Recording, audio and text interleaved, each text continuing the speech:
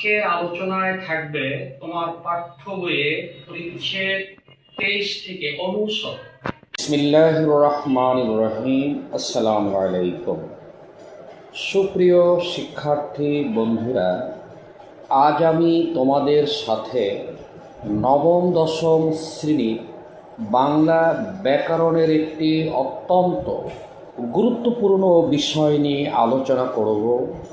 তোমরা মনোযোগ দিয়ে বিষয়টি শুনবে। বিষয়টি হলো তোমার পাঠ্য বইয়ে বাংলা ব্যাকরণের অনুচ্ছেদ 23 অনুসর্গ। অনু শব্দের অর্থ পরে বা পশ্চাতে, আর স্বর্গ মানে সৃষ্টি বা ব্যবহার। সুতরাং যেসব অব্যয় বিশেষ্য বা সর্বনাম পদের পরে পৃথকভাবে বসে শব্দ বিভক্তির মতো কারক সম্বন্ধ নির্ধারণ করে তাদের অনুসর্গ বলা হয়। অনুসর্গ শব্দের ইংরেজি হল সাফিক্স, যার অর্থ হল প্রত্যয় বা বিভক্তি। অনুসর্গ কেবল বিভক্তির মতো কারক সম্বন্ধ নির্দেশ করে। অনুসর্গগুলো অব্যয়বাচক শব্দ। এগুলো কখনো স্বাধীন পদ রূপে, আবার কখনো শব্দ বিভক্তি রূপে ব্যবহৃত হয়ে বাক্যের অর্থ প্রকাশে সাহায্য করে। এর অন্য নাম পরসর্গ বা প্রবর্চনীয়, যার ইংরেজি হল পোস্টপজিশন। এক কথায় যেসব শব্দ কোনো শব্দের পরে বসে শব্দটিকে বাক্যের সঙ্গে সম্পৃক্ত করে সেসব শব্দকে অনুসর্গ বলে। সে কাজ ছাড়া কিছুই বোঝে না। প্রিয় ছাত্রছাত্রীরা, এই বাক্যে সারা হলো একটি অনুসর্গ। কোন পর্যন্ত পড়েছ? এই বাক্যে পর্যন্ত একটি অনুসর্গ। প্রিয় ছাত্রছাত্রীরা, তোমরা বিভক্তি সম্পর্কে কম বেশি জানো। এখন যে বিষয়টি নিয়ে আলোচনা, সেখানে বিভক্তি আসবে। যেসব শব্দের পরে অনুসর্গ বসে সেসব শব্দের সঙ্গে কে, র ইত্যাদি বিভক্তি যুক্ত হতে পারে। যেমন তোমাকে দিয়ে এ কাজ সম্ভব, সে পরীক্ষার জন্যে পড়েছে। প্রিয় ছাত্রছাত্রীরা, তোমরা দান বাংলার দ্বিতীয় পত্র বইটা খুলে অনুসর্গ পরিচ্ছেদের প্রতি তাকাও। উদাহরণে দেখো, তোমাকে দিয়ে এ কাজ সম্ভব। এ বাক্যে তোমাকে শব্দ এর পরে অনুসর্গের অক্ষর দিয়ে বসেছে, দিয়ে অনুসর্গের আগের শব্দ তোমাকে, যার কারণে এই শব্দের সাথে কে বিভক্তি বসেছে। অনুসর্গের যে সমস্ত অক্ষরগুলো বেশি ব্যবহার হয় তোমার পাঠ্য বইয়ের মধ্যে দেওয়া আছে। তার মধ্যে রয়েছে অপেক্ষা, অবধি, অভিমুখে, আগে, উপরে, পরে, কাছে, কর্তৃক, কারণে, ছাড়া, জন্য, তবে, থেকে, দরুন, দিকে, দিয়ে, দ্বারা, ধরে, নাগাদ, নিচে, পর্যন্ত, পাশে, পিছনে, প্রতি, বদলে, বনাম, বরাবর, বাইরে, কিনা, ব্যতীত,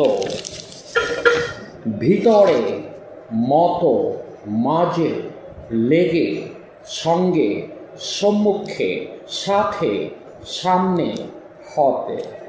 অনুসর্গ দুই ভাগে ভাগ করা যায়: সাধারণ অনুসর্গ ও ক্রিয়াজাত অনুসর্গ। সাধারণ অনুসর্গ যেসব অনুসর্গ ক্রিয়া ছাড়া অন্য শব্দ থেকে তৈরি হয় সেগুলোকে সাধারণ অনুসর্গ বলে। উদাহরণস্বরূপ বলা যেতে পারে, মাথার উপরে নীল আকাশ। প্রিয় ছাত্রছাত্রীরা, তোমরা বইয়ের দিকে তাকাও। এ বাক্যে উপরের শব্দটি অনুসর্গের অক্ষর, তবে এটি ক্রিয়া নয়। এ কারণেই উপরে সাধারণ অনুসর্গ হয়েছে। কার কাছে গেলে জানা যাবে? প্রিয় ছাত্রছাত্রীরা, মূল বইটার উদাহরণ দেখো। কার কাছে গেলে জানা যাবে এ বাক্যে কাছে অনুসর্গ, ক্রিয়া নয়, যার কারণে কাছে সাধারণ অনুসর্গ। হারানো গড়িটার জন্যে অনেক কেঁদেছি, এ বাক্যের জন্য সাধারণ অনুসর্গ, ক্রিয়া থেকে হয়নি। এমন কাজ তোমার দ্বারা হবে না, এ বাক্যে দ্বারা অনুসর্গ, সাধারণ অনুসর্গ, ক্রিয়ার অক্ষর নয়, এ কারণে সাধারণ অনুসর্গ হয়েছে। আজ বাংলাদেশ বনাম ভারতের খেলা। প্রিয় ছাত্রছাত্রীরা, উদাহরণটির দিকে তাকালে দেখা যায় বনাম শব্দটি ক্রিয়া নয়, বিধায় সাধারণ অনুসর্গ হয়েছে। যেসব অনুসর্গ ক্রিয়াপদ থেকে তৈরি হয়েছে সেগুলোকে ক্রিয়াজাত অনুসর্গ বলে। যেমন ভালো করে খেয়ে নাও।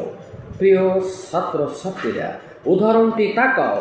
করে অনুসর্গ ক্রিয়া থেকে এসেছে, বিদায় সাধারণ অনুসর্গ হবে না, বরং ক্রিয়া অনুসর্গ হবে। ঢাকা থেকে বরিশাল যেতে পদ্মা নদী পার হতে হয়। বাক্যে ব্যবহৃত থেকে পদটি হলো ক্রিয়া, যার কারণে ক্রিয়া অনুসর্গ হয়েছে।